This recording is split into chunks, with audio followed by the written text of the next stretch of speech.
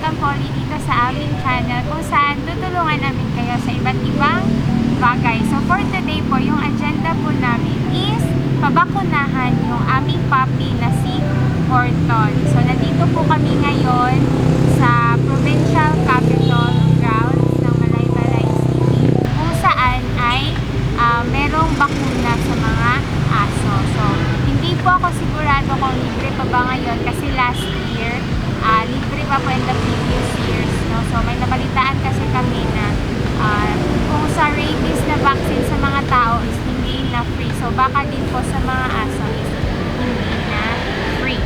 So si Horton po pala ay 4 months old na, so pwede na po siyang turukan ng anti-rabies na vaccine. So yung main concern po talaga namin is yung safety po ni Horton at namin na kanyang mga fur mom and fur dad sa bahay kasi medyo matulis na po yung ipin niya. So kapag po may anti-rabies vaccine na is protected na po yung aso natin at yung kanyang mga handler sakaling makagat nila accidental.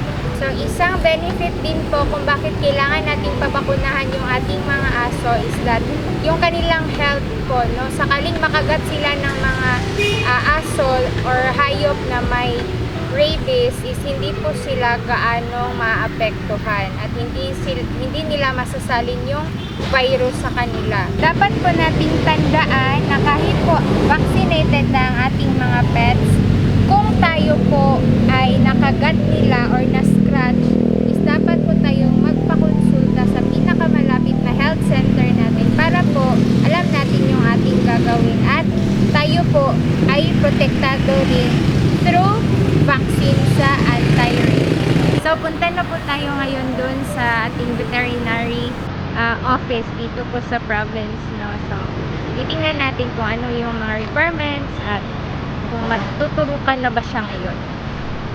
Hi!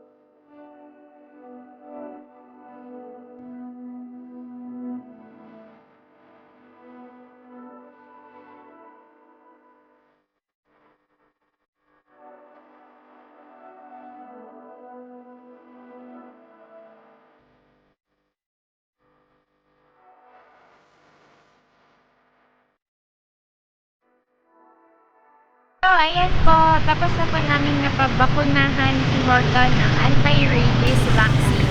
So, libre po siya. So, kung kayo po ay may mga puppy na nagkakaedad ng 3 months na, starting po ng 3 months, is pwede na po natin silang dalhin sa ating mga tanggapan sa city or sa province para paturukan po natin sila ng anti-rabies vaccine at libre po yun. So as part po ng programa ng ating gobyerno na kalabanin ng rabies is every year po is meron po silang house to house na program para turukan yung ating mga alagang hayop ng anti-rabies na vaccine. So every July po yun dito sa amin. So hindi ko po alam sa inyong lugar pero meron po yan. Pwede po kayong magtanong sa DOH or dito po sa Department of Agriculture o sa iba't ibang tanggapan po ng gobyerno kasi masasagot naman po nila kayo or i-forward nila kayo sa kung saang office kayo pumunta. So dapat po is yearly po yung ating anti-rabies vaccine para po protektado sila at tayo rin po. Kung yung pets niyo po ay dadalhin niyo po sa mga private na clinics, may bayad po yung kanilang vaccine. So sa experience po namin is last year or 2 years ago is 450 po yung halaga ng anti-rabies vaccine. Pero po kung sa city or sa province po kayo magpapavaccine ng inyong mga aso, is libre po yun. So yung una po namin ginawa nung pumunta po kami doon sa kanilang opisina is nag-fill up po muna kami. So it's a registration po ng name ng owner ng dog, yung address, yung date, at yung pangalan po ng inyong aso, yung gender, at kung ilang taon na po sila. So, tuturuan din po nila kayo kung paano yung saktong paghawak ng ating mga aso kapag sila ay tuturukan na ng anti-rabies vaccine. So, ito po pala yung pet vaccination card na binigay nila sa amin. Yan. So, it is from Department of Agriculture, Bureau of Animal Industry. So, dito po nakalagay yung pangalan ng alaga, klase ng hayop, edad, kasarian, lahi, kulay, araw ng kanilang kapanganakan, yung pangalan natin as owner. So, ayan po, mga basic lang po na impormasyon tungkol sa atin at sa ating alagang hayop. Ito po yung nasa loob niya.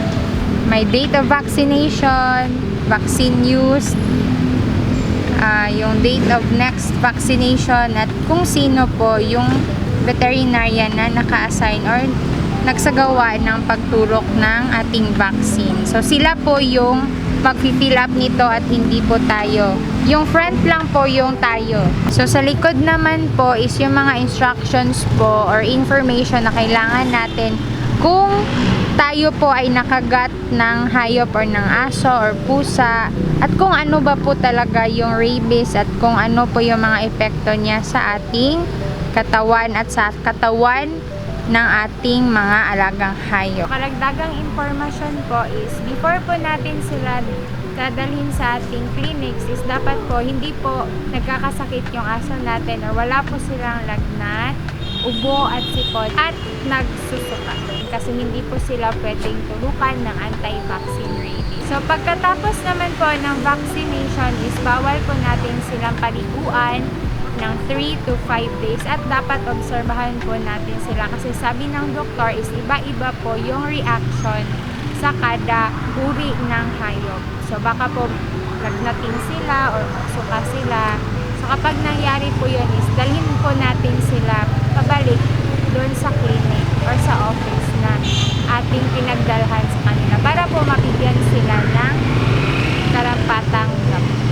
So sa mga first time po na fur parents, so hindi nyo pa po alam kung ano yung gagawin, is pumunta po kayo sa pinakamalapit na tanggapan ng ating gobyerno, hindi kaya sa Department of Health, para po malaman ninyo kung ano po yung dapat nyong gawin para sa mga alaga ninyong aso.